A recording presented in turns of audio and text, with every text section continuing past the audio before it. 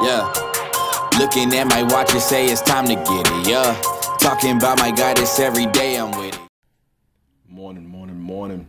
Pretty early this morning, 7:38. Guard your mind. Matthew 6:22 through 23. These verses are pretty deep.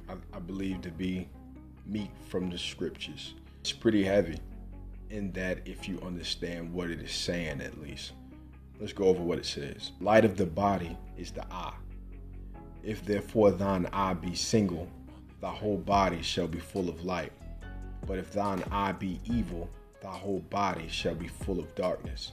If therefore the light that is in thee be darkness, how great is that darkness?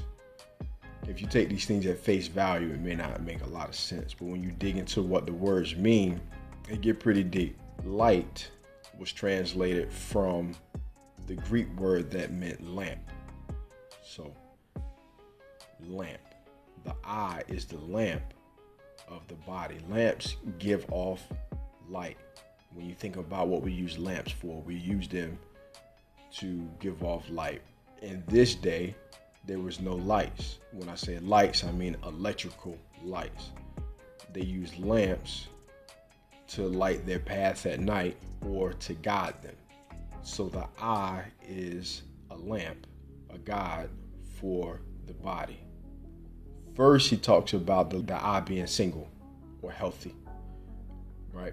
So if thine eye be healthy or single, how great is that light? How great is that healthiness, right? But if thine eye be evil, and evil here meant unhealthy as opposed to healthy. So if thine eye be unhealthy, how great is that darkness? That sums up the verses, reader. I really believe these to be a guide, some insight into how we were actually created, which is a really powerful tool. So I'm gonna read what I wrote as a note. Jesus gives us a key to how we are made, a method to influence our being. I believe him to be saying what we see and how we perceive what we see will alter our way of thinking, that will alter the nature of our character and our path in life. So let's let that sink in. He's telling us that what we see and how we perceive it will change our way of thinking. It will change us, how we were created, our being, right? Which is pretty deep.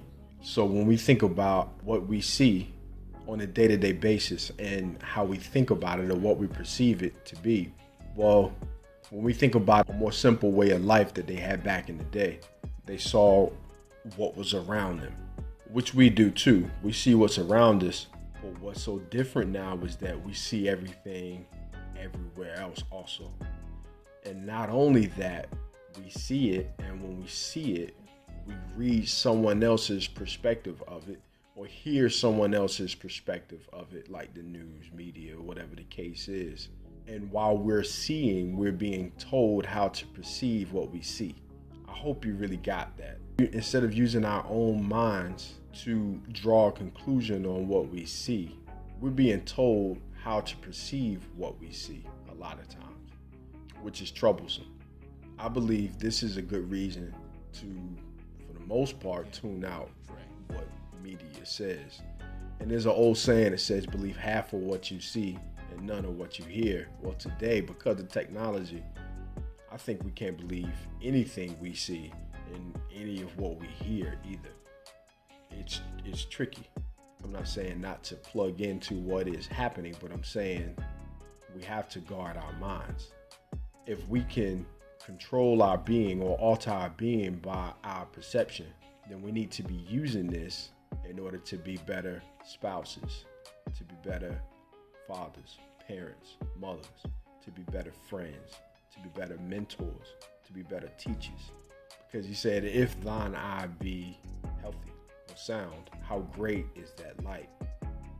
As believers, again, we're supposed to be the light of the world, one set up on an hill. I think about a lighthouse or a beacon.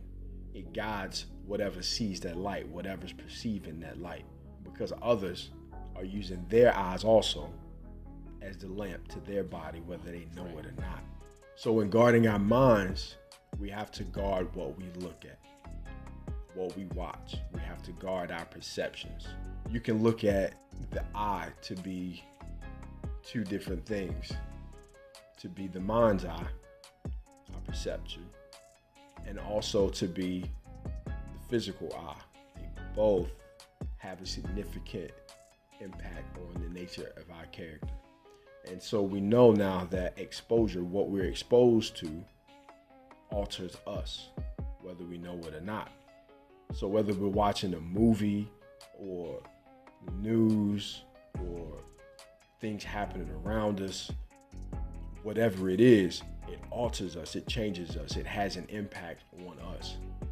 So we understand now what our children are going through. They're seeing a lot more than we saw as children. I can honestly say I didn't know what suicide was as a child. Didn't know. I don't know how old I was when I found out about it, but because of exposure, they know what it is now.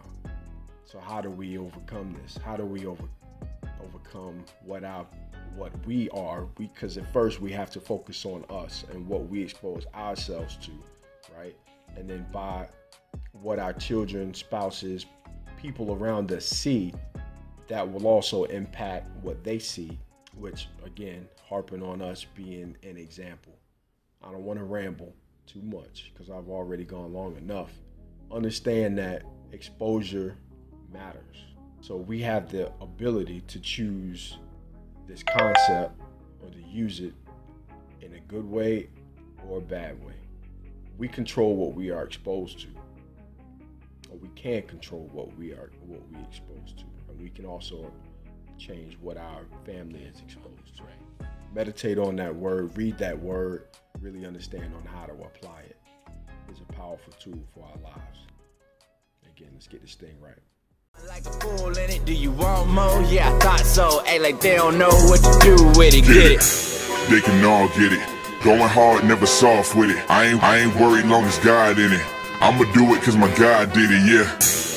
He did it, he did it. He did it, he did it. I just hope that you get it. Just hope that you get it. If I said it, I meant it.